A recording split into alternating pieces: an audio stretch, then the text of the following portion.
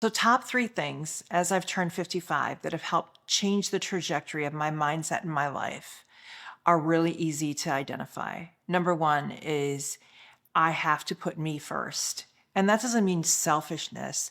That means if I'm not good for anyone else. The second thing is I fully prioritize sleep. I get every night, I make sure I have at least 6 to 8 hours that I can sleep and be restful in my bed.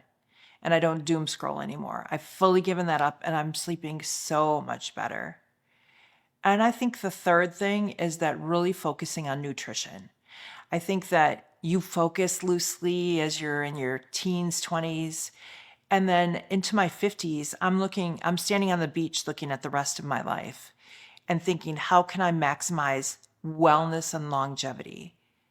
So I think those are the big three things that have changed. Here are 5 adult maxing habits that are worth the struggle to build. Number 1, using your calendar and learning how to time block.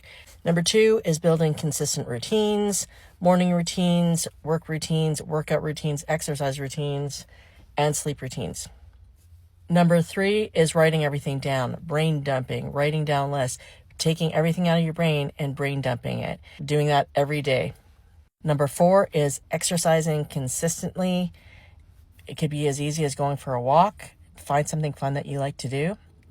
And number 5 is prioritizing your sleep like it's a non-negotiable.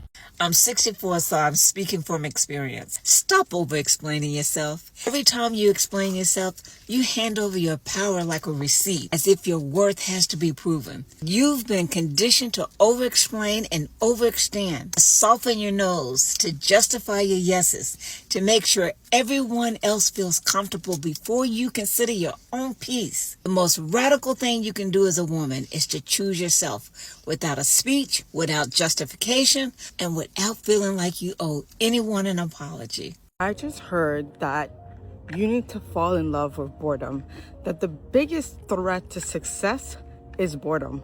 Bro, that explains everything. I literally will start something, get bored, and then want to start something else. And now with my business, because it's attached to my visa in America, I can't switch up. I actually have to be very diligent with it. I own a mobile coffee shop, for those who don't know, and literally I have to hustle every day. I have to figure out how to make money with it every single day. And I'm just like, but maybe I could do this, maybe I can do that. No, you can't. You have to be in love with boredom. And honestly, I think that just unlocks something in my brain. And I hope it does for you too, because a lot of the times we all start habits and we start this routine and we're super excited about it. And then out of nowhere, we want to stop. We're just like, nah, it's okay. And then we miss a day, then we miss 2 days. So yeah, no. The other thing that I got was don't skip twice, right? If you do something, a habit, it's okay to miss one day, life happens, but don't miss 2 days in a row. Try to get back up and do it. So yesterday I missed my walking day. I was really tired. I convinced myself that I needed a day to do nothing, and that's okay. But today I'm walking. So yeah, be in love with boredom. How many people can agree with that statement? Older women reveal the habits that helped them finally succeed. You know what's interesting about success?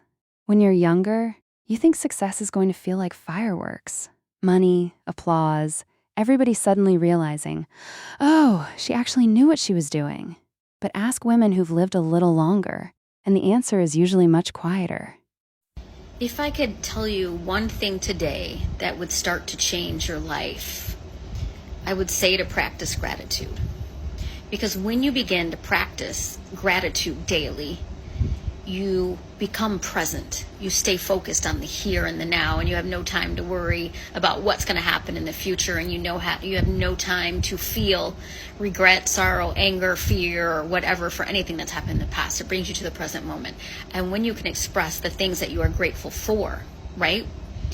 You attract more things to be grateful for, and you attract experiences, new people, new opportunities just flow your way, because you are changing the vibration. You're changing the way that you show up in the world, and it's powerful. Start your gratitude practice. Start your gratitude practice. 3 things that high performers and people that achieve successful results do every day. Firstly, they control their mornings. They don't let other outside things control them. So no chaos, no scrolling. Start off with intentional movement, and they're conscious of the first few thoughts that they have go through their mind each morning. Secondly, they stop explaining themselves. They don't justify their choices, and they make decisions that are purely beneficial to their life. They raise their standards and they protect their energy. So not everyone gets access to their energy. Not everything commands a response from them. They protect their energy like it is the most valuable asset that it is. Because here's the truth. You don't attract what you want. You attract what you are. When you live to be 80, you start to think about your legacy and what would you like to be remembered for. And originally, for the majority of my life, I would have said talent, fashion. But now, unbelievable, I say kindness and helping the female community around me that I relate to. Helping them age better, age less painfully, more joyously, that I helped people. Can't believe I'm saying it, but I am. Here's some brutally honest advice for women that want to be ridiculously successful that I would have killed to know like 5 years ago. 1, your credit score is no joke. You can make all the money in the world, but if you don't prioritize building credit, you will get screwed eventually. 2, the difference between people who are truly successful and who stay mediocre is not who's the hardest working, is not who's the smartest, isn't who's the most attractive, it's who can be the most consistent. You will outpace and beat everyone around you if you can beat them in one category, and that is consistency. 3, the fact that you're pretty is the least interesting thing about you, but your beauty is a skill and an asset. People will like you more and respect you more if you prioritize your appearance. Beauty is not a result of who was born the most naturally beautiful. It's a product of ritualized habits and routine and treating being beautiful as a hobby. Or the smartest person in the room is the one that knows that he knows nothing. The most useful classroom you will ever have access to is the world around you. Treat curiosity like a religion. Don't be afraid to use your resources and ask as many people as many questions as possible. Never let your desire to appear intelligent get in the way of building your true intelligence. 5, the greatest weapon you will ever have access to is a controlled mind. You either control your mind or it controls you. Especially as a woman, the most powerful thing you can be is really in control of your emotions. As a woman, you have access to more emotions and feeling things deeper than men do most of the time. You can use that to your advantage by never repressing how you feel, learning how to navigate and process them in a way that serves you. 6, do what you love and the money will follow. You will get where you want to go 10 times faster if you just play to your strengths, but you're so busy trying to prove to everyone else that you're good at things that you're not good at. It doesn't matter how dynamic you are, how good you are at a million different things. Everyone has one thing that they are built to do. Do that. 7, build it and they will come. So many people fall victim to the paralysis of analysis. Do not focus on making something perfect. You have to make it exist first. Sitting on ideas and not taking action and stagnation because you're trying to make it perfect is going to hold you back 10 times more than if you would just start and make it perfect later. 8, you need to be sleeping 8 to 9 hours a night.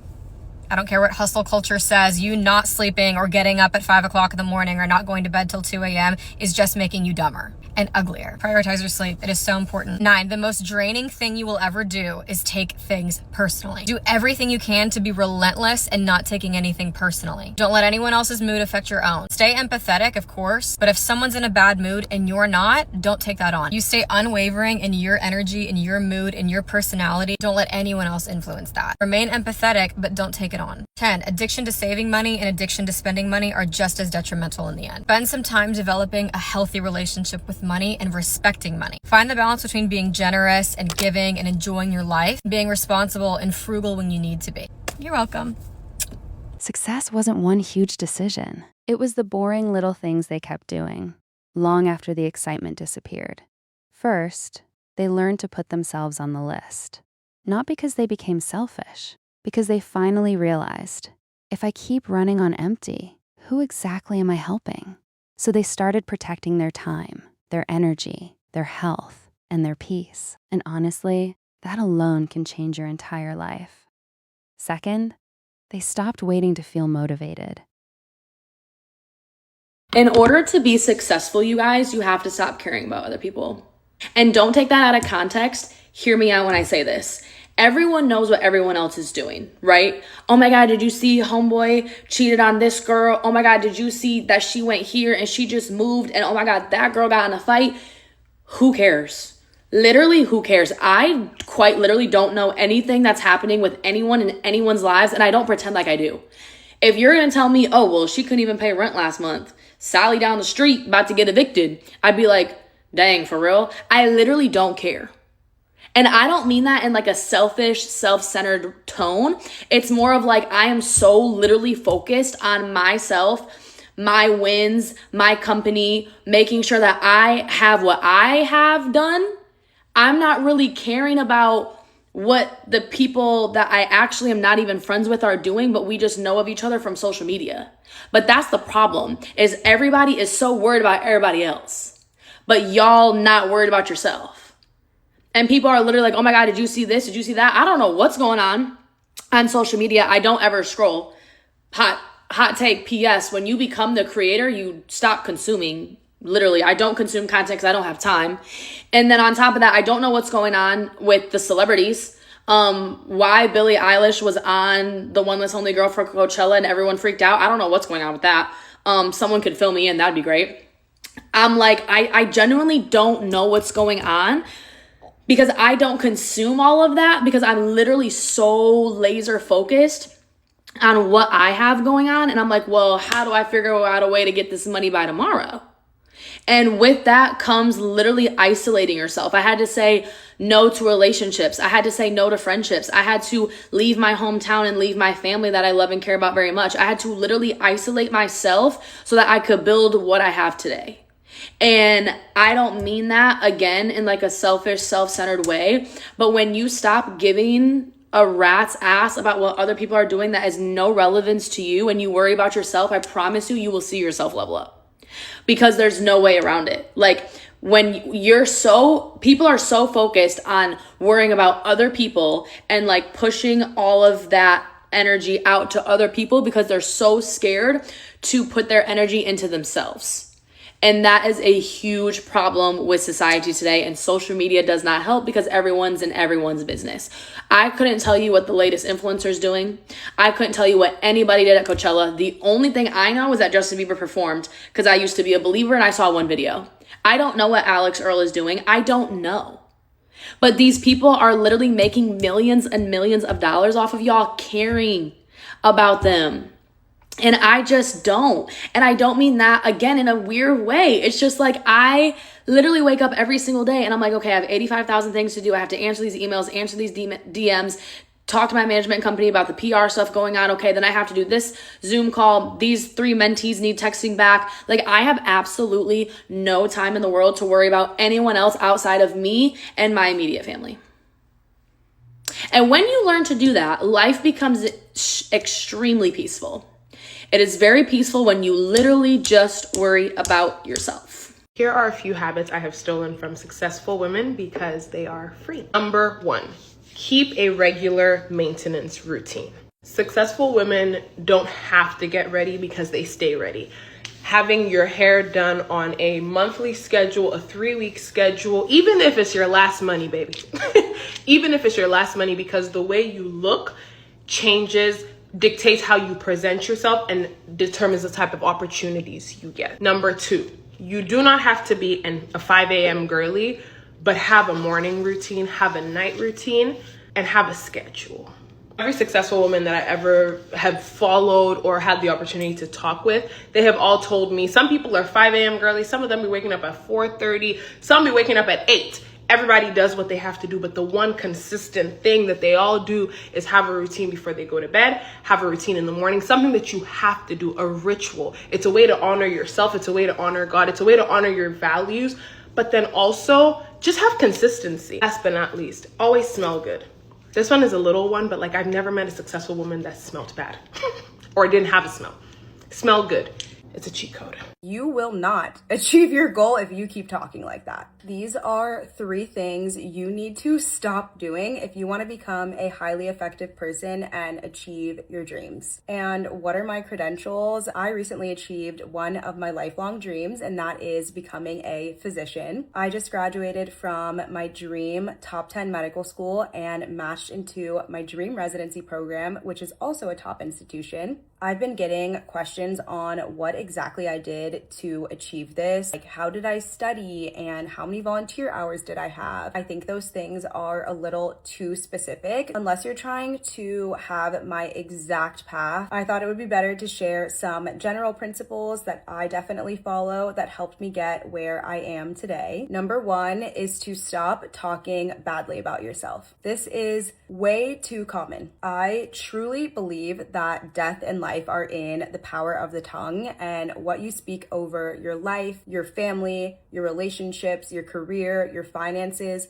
all of that is so important. You should be so intentional about that, and you need to be speaking positively over your life. I get messages from people who will ask me for advice, and then they start to say things that I would respectfully never say. They'll tell me things like, I feel like I have no hope, I'm not competitive enough to do this, I feel like I'm never going to achieve my goal. And my honest response is, you will not achieve your goal if you keep talking like that. That's literally my response. If you want your life to change, you need to start speaking better about your life. I am healthy. I am capable. Things are working in my favor. I personally have been calling myself a doctor for years. I graduated last week.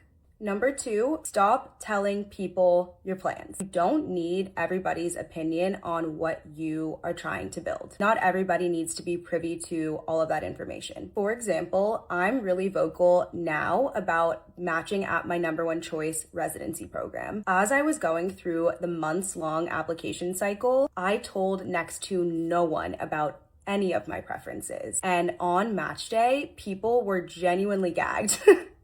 They had no idea that I wanted to go to New York for residency. None. Meanwhile, for months and months, I had been saving New York stuff on Pinterest. I'd been saving TikToks about New York. I'd been looking for apartments on Street Easy. I was very tight-lipped about that because I knew I was just dreaming extremely big about it, and I wanted to keep that close to my heart. With all that being said, I do want to say you don't need to completely isolate yourself in this. It doesn't mean tell no one. People in my life that were mentoring me, advising me, they of course knew what my preferences were. Same thing with my very, very close friends. But outside of that, I did not share that information. As you're working towards your dreams, not everybody needs to be around to see every bit of the process. Some people just need to see the result. 3rd tip for this video, and this is probably the most important principle: get away from miserable people. Get away from the losers, okay? Misery loves company is one of the truest statements out there. When someone is unhappy with what they have going on in their life and they see you excelling, they see you succeeding, doing something while shining, they want to bring you down back where they are. They are going to try and humble you. They're going to either make fun of you. They're going to be mean to you. Whatever they're going to do to try and bring you down, we're not going to fall for that. We are going to remove ourselves from that person. People will literally be up to no good, and they also want you to be up to no good with them. We are not doing that. So yeah, I'm living in a lot of answered prayers right now, and those are 3 reasons why. 3 life rules that have simplified my life. If I could credit 3 simple rules for making my 50s happier and a whole lot simpler, these would be them. Number 1, assume good intentions first. And let me tell you, I have to practice this one over and over and over again to this day. But the reality is, most people are not trying to upset you. Busy, distracted, or carrying something you know absolutely nothing about or has nothing to do with you. Giving people the benefit of the doubt has brought me so much peace. Number 2, let your home work for you. I no longer save the good dishes, the nice smelling candles, and the cute outfits for a special occasion. I use them now because ordinary days deserve good things too. Number 3, if it's a hell yes, then it's easy.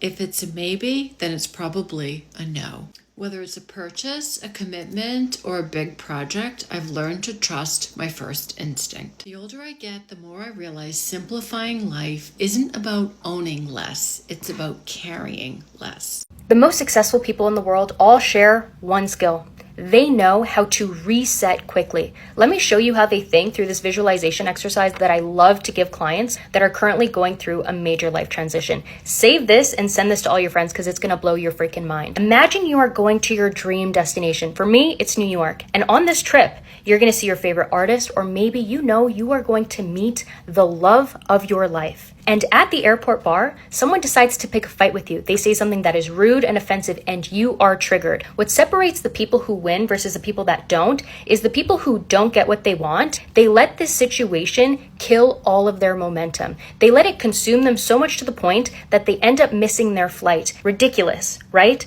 Who misses a flight over this? Yet, I see it happen all the time in my one-on-one sessions. The people who win, they walk out, they might splash some cold water on their face, listen to some Britney, and then they head to their gate. Are they pissed? Yes, but they think, I can't dwell on this too much. I'm about to take the trip of a lifetime. I am going to New York City. The people that win know that the obstacles aren't what stop them. It's what they decide to do in the face of them. Do you let it consume you, or do you rise above it? Because you see, it's easy to reset in this kind of situation where you know, I'm never going to see this person again, and I'm about to have an amazing experience. But can you still hold that belief when there is absolutely no evidence or proof that it's on its way? Because motivation is cute, but extremely unreliable.